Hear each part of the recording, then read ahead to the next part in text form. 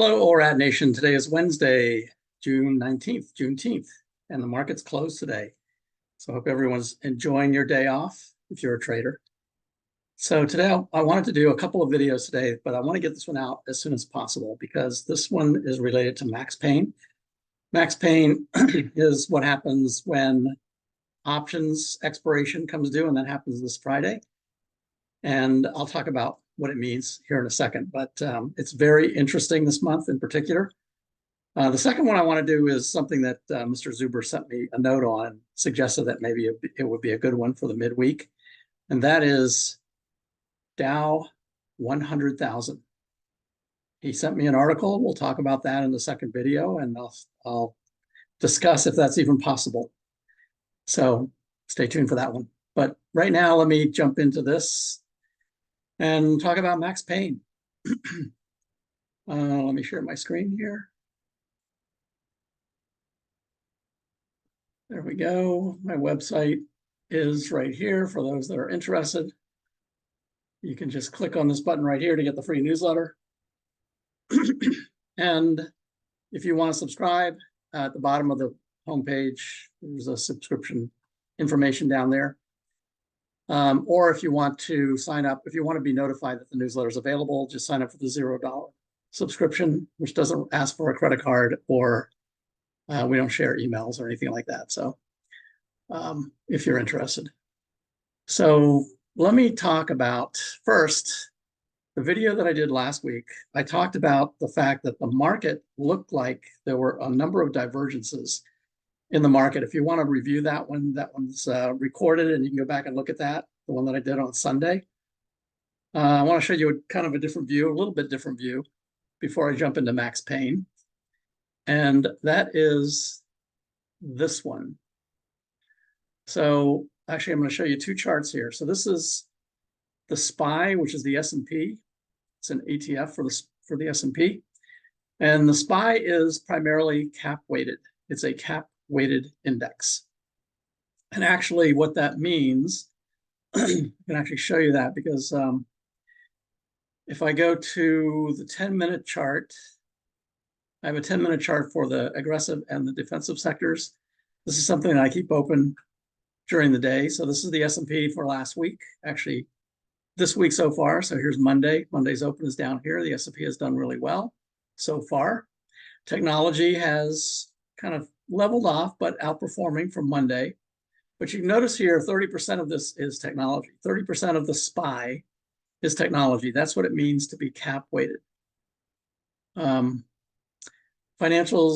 is almost 13%. Discretionary is 10. Communication services is 9. Industrials is 8. So that's what we mean when we talk about cap weighted. We look at the defensive sectors. Healthcare is the biggest one here. 12% of the S&P or the SPY is healthcare. 6% staples, almost 4% energy, 2.5% utilities, and materials is the smallest one. This is where gold is located. So that's what it means to be cap weighted.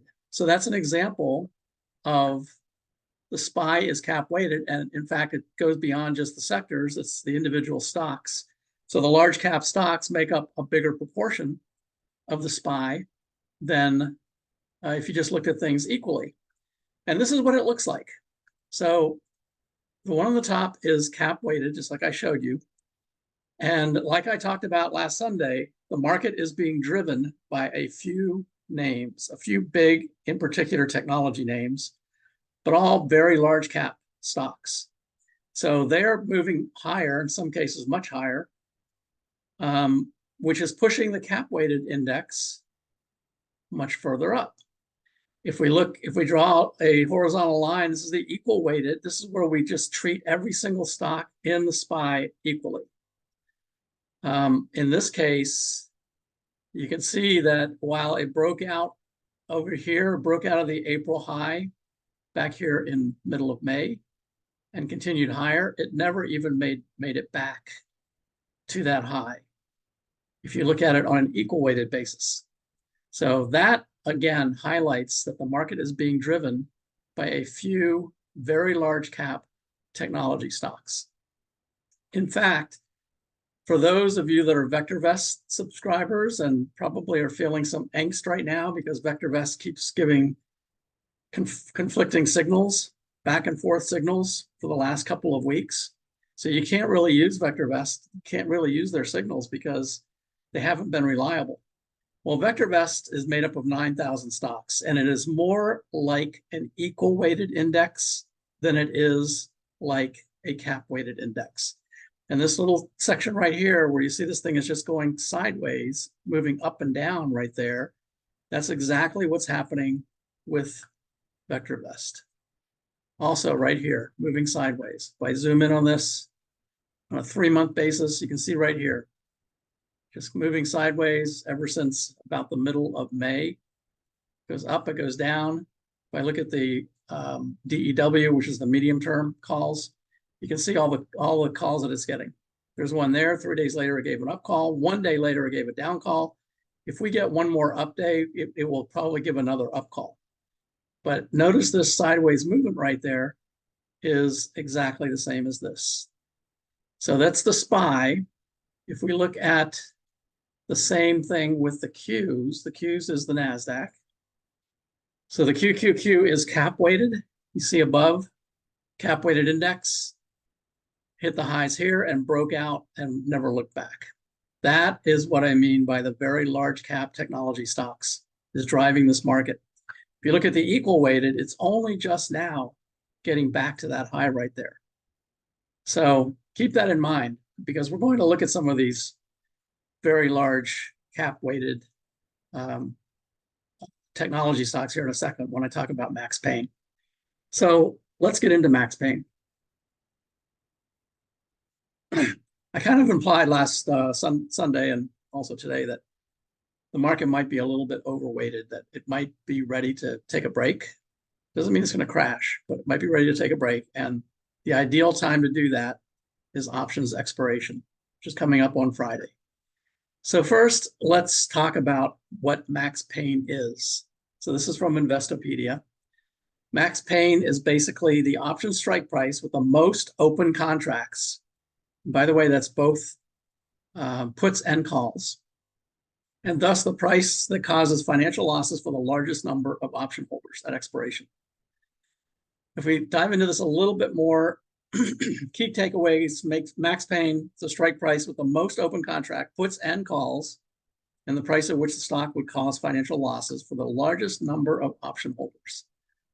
So when somebody is buying a call, market makers are selling the call. So they are making the market, and it would be to their advantage that those calls, and the puts for that matter, expire worthless.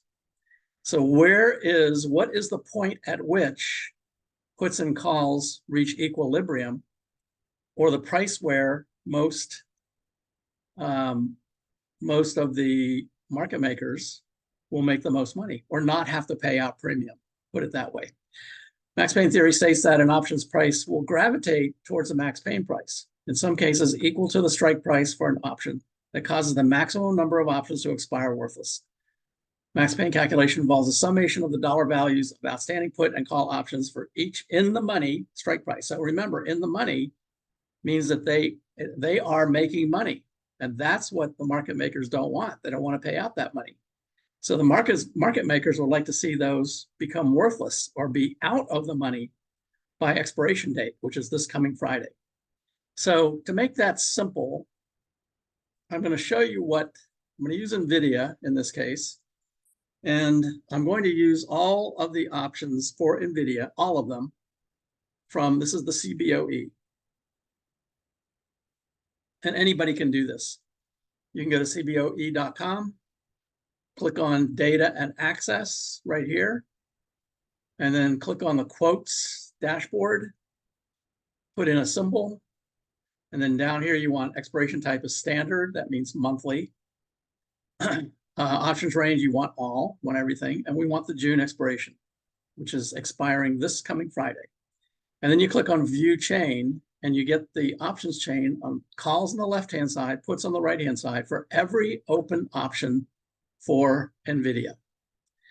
And if we follow this down, I mean, just like out of curiosity or interest, if we look at, let's say let's pick a price, a strike price. So NVIDIA right now is selling for 136. Actually, the last was 136.40. That's what it closed at on Friday or Tuesday. That's what it closed at yesterday, 136. So remember that. We go down here and look at the call options for $30. Just imagine buying a call option with a June expiration, and you could have done this last month or last year. But right now there are almost 23,000 open interest right now in the money call options at $30. And NVIDIA is selling right now for 136. So that's $106 in profit, less the cost of the option, of course. So let's call it about $100 bucks. $100 times however many options they have. If they have just one contract, that's 100 shares times $100, they can make $10,000. So that's what the market makers do not want to do. They don't want to pay out all of that open interest, all of that premium that is currently in the money. That's what it means to be in the money. If we follow this all the way down to the 136 price, which is right where it changes to out of the money. So 136 right down here, you can see there are 80. Let's look at everything that's less than 136. So these are options that people have bought, call options on the left, that people have bought expecting the price to move higher. So here's 60,000 at 130. Here's 45,000 at 133. Here's 37,000 at 125. We can go all the way back to 100. People that bought an option for $100. There's 118,000 call options open right now for $100. Wouldn't the market makers love to see NVIDIA drop to $100 by Friday? Or even if it doesn't drop, if it continues to drop next week, they would want to see that as well. So why is that? Why does it carry over into the next week? Well, when these people bought the option, market makers had to sell the option. So they are selling a call, and they typically will also buy the stock when that happens. So they're doing a covered call. So they're selling the calls that these people are buying, and they're buying the stock at $100. Well, wouldn't they, even if it goes into next week, let's say it doesn't go to 100, it goes to 120 on Friday.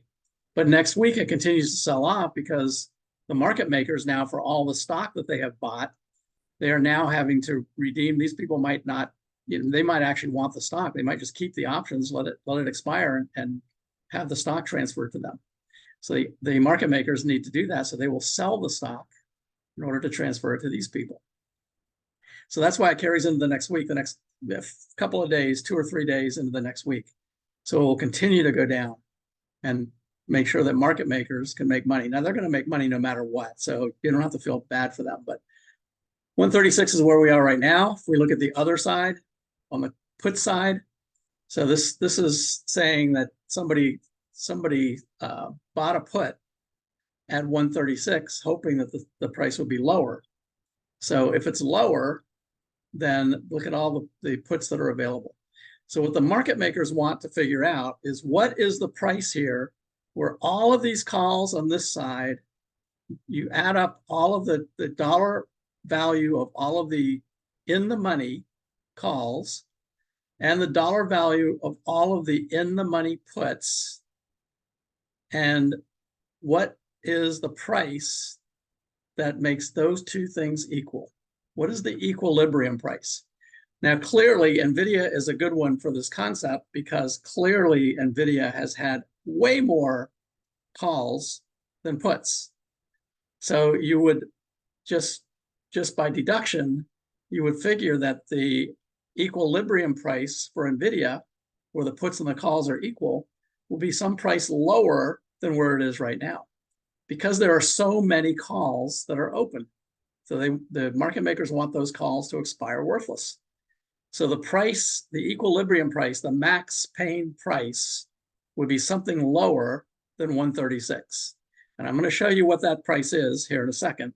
But wherever that max pain, where these two, the puts and the calls, reach equilibrium, that is the max pain price.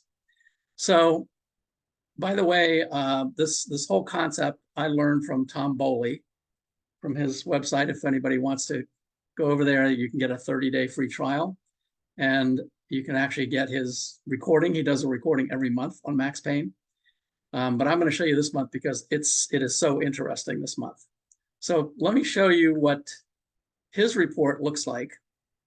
And then we're going to go through and look at a couple of these. So this is the report that Tom Bowley puts out. And this is where he has done the calculation already, the Max Payne calculation. So he has calculated where the in-the-money puts and in-the-money calls reach equilibrium. And NVIDIA right here is at the top of the list. And the price, the Max Payne price, now this was as of the close last week, was 131. It's now 136. So the Max Payne price is probably a little bit different too. But as of last Friday, the 14th, Max Payne price is $73. That's a pullback of almost 45%. $21 billion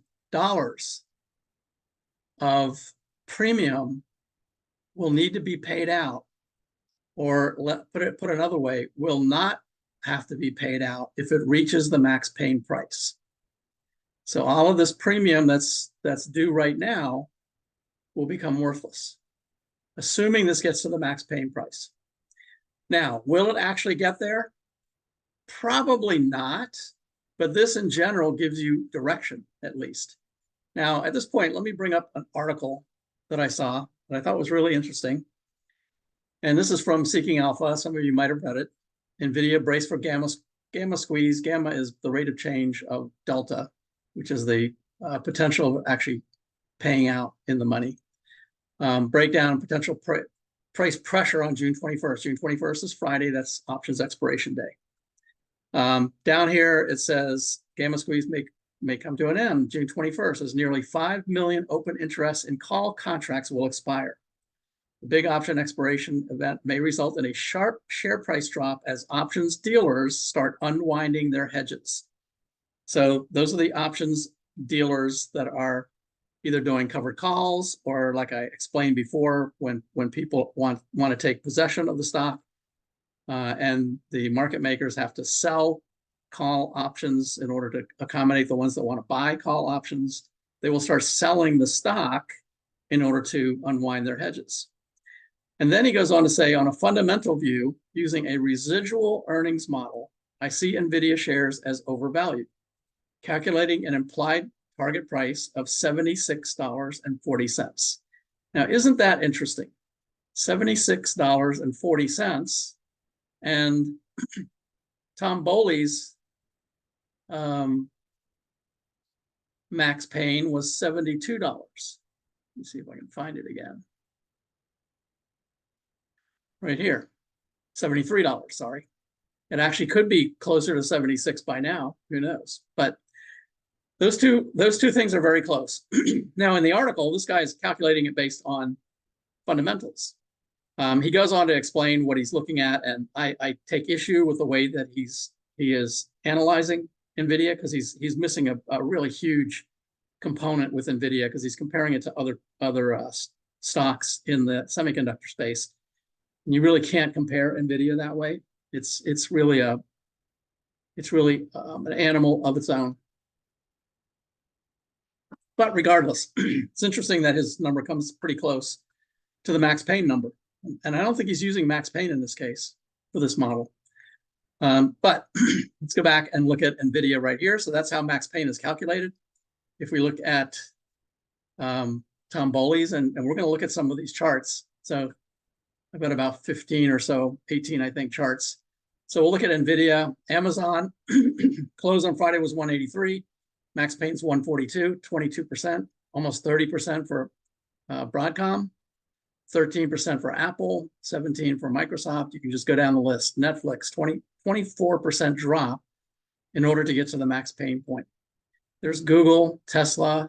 Tesla's the smallest one, by the way, in this group, 7%. And that kind of makes sense because Tesla has not really run up a lot. So there haven't been a lot of calls bought on Tesla lately. there's been a lot more bought in NVIDIA. So that kind of makes sense that the max pain point is not as far away. We'll look at all these, CrowdStrike, AMD, etc. So let's take a look at each of those and see what they look like. First, well, the way I've set this up is at the top is the, actually the chart here is for the symbol, in this case it's SPY. The red line across the bottom, horizontal line, is max pain. So this is the max pain point as calculated by Tom Bowley. So you can see SPY up here. Sorry, my throat's kind of dry. 484 was the max pain. So that's where that red line is, 484. Now, will it come down to the max pain point? In my experience, in looking at max pain every month when that report comes out, it very rarely, if ever, gets all the way down to max pain. And max pain is not meant to set a target price of where the stock will go. That's not the purpose of it. The purpose is to get a sense for direction. Which way is the market in general most likely to go around options expiration? A couple of days before and a couple of days after. Now, interestingly, historically, going back 75 years, the worst days for the market in the month, for every year, going back to 1950, on average, is the 19th to the 26th. The 19th is today, 21st is options expiration, and the 26th is next week. So couple that with all of this that I'm telling you, just historically, these are the worst few days of every month, going back to 1950. So what I did was I put in, these are just my opinion, but I put in potential support lines. So this one here is where the 21-day moving average, that's reversion to the mean. So the S&P could very likely get down to that either by Friday or early next week. There's a major support down here, about 524 roughly. And then the 50-day moving average is at 520. So somewhere between 534, now right now it's at 548. If we look at the next one, and if I look at Tom's chart, so the next one here is the Qs. We'll see what the Qs look like. Qs right there, max pain is down here. You can see how far it's run up. So here's the first support line. This is the rising 21-day. So by Friday or early next week, the 21-day will probably catch up right to this open gap. So it may come down to there, but it could come down to major support down here, which is where the 50-day is. Now, this doesn't mean it's going to do that. And it certainly, I don't think, will come back to the max pain price. But anything that causes it to go down at all is going to save market makers billions of dollars that they don't have to pay out in open premium. So let's take a look at the next, NVIDIA. Here's NVIDIA, huge run up. Max pain is way down here. There's the $73 price right down here. You can see that there's a major support a little above it at 75. There's clear support over here at 95. There is support right over here at 115. The 21-day moving average is at 117. And then there's a little bit of support here at about 122. So will it come down? Nobody knows, of course. But if it does, and this is the one that has a huge amount of open interest, a huge amount in max pain, $21 billion in open premium right now. So if this comes down not to 73, but even if it comes down to 120, that's still going to be billions of dollars that market makers will not have to pay out in premium on those shares. So keep an eye on those levels. Here's Amazon. Now, Amazon has been kind of moving back and forth, and it actually looks like it's ready to go down anyway. So with max pain coming up and options expiration, this one is, I think, a great candidate to head lower, probably down to this level here. By the way, this is, as you watch this, and for those that are traders and looking to get into any of these names, this might be a good opportunity. Because the whole max pain idea doesn't last. And after the 26th, the market starts getting better. In fact, the first part of the month is usually the best time. So if you're looking for an entry point on some of these, just watch to see if this actually happens. You also notice that there's a little head and shoulders pattern on Amazon right now. So the target on that, if that happens, is around 15, runs around 160. Actually, is right where the 200-day moving average is, and also where gap support is down here. So could it get down there? I don't know. I don't think it's going to get to max pain, which is way down here at 142, but this could be an opportunity for some selling in Amazon. Here's Broadcom. Broadcom had a huge run. They announced a stock split. So again, if you want to participate in the stock split and you're watching this max pain's down here right now. Could come back to the 1700 level, a little below 1700. 1500 is down here. I don't think it's going to go that low, but it certainly might pull back. 21-day is also at 1500, 1512 right now. Next one is Apple. Also a huge run up in Apple. Major support is here at 197. There is a little bit of support right here at 207. So somewhere around the 200, that's also where the 21-day moving average is, right at 200. That would be a natural place for Apple to pull back to if it's going to. Looks like it already started on Tuesday. So watch these the next couple of days, Thursday and Friday, and also into next week. Microsoft, max pain's way down here. Major support is here at 430. So right now it's selling for 446. And that's also where the 21-day moving average is. Here's Meta Platforms. Now, this one actually hasn't run up as much. In fact, it didn't even make it back to the previous high. Starting to roll over a little bit. I put in where the first support levels are, the 21 and the 50-day moving average right there. Those are very likely places where it could pull back to. And max pain really isn't that much lower. It's right down here, which happens to be a major support level as well. So could potentially get back to 430 for Meta. Netflix had a great run up as well. Major support is here at about 635. Right now it's selling for 685. So keep an eye on that. Max pain's way down here. Google has a bunch of support levels that it could go to. So the first one is sitting right on the 21 right now, probably won't hold. Looks like it's put in kind of a double top right here. So 50-day moving average is down here at 168. It's currently selling at 175.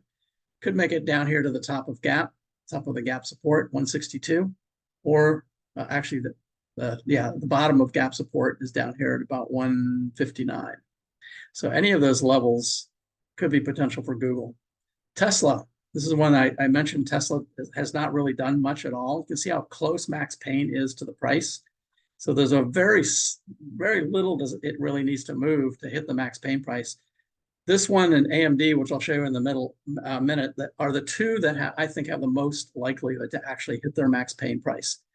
So for Tesla, it's at 165. Keep an eye on that. Here's Micron, which just had a huge run. They had earnings, so it's done really well. Max pain's down here at 100. I think it's actually exactly 100. There's a little support right here at 134, and then 127.50. There's some major support, but the 21 is right here at 134.